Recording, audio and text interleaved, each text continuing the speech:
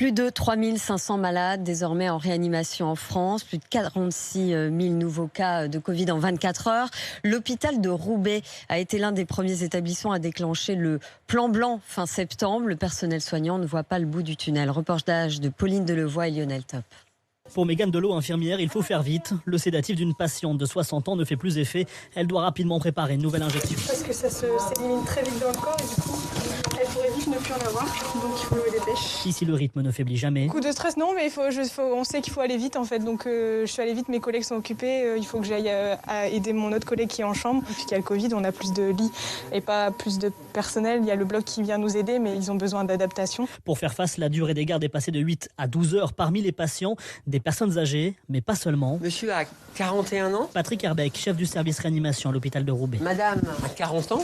Madame a 30 ans. Donc on est loin quand même des clichés où les gens sont très vieux. Ici, la deuxième vague a commencé fin septembre, bien avant tout le monde. On a eu beaucoup plus de malades que les autres et surtout bien avant les autres. Ça dure parce que globalement, je pense qu'on est en avance de phase d'1 à 2 semaines.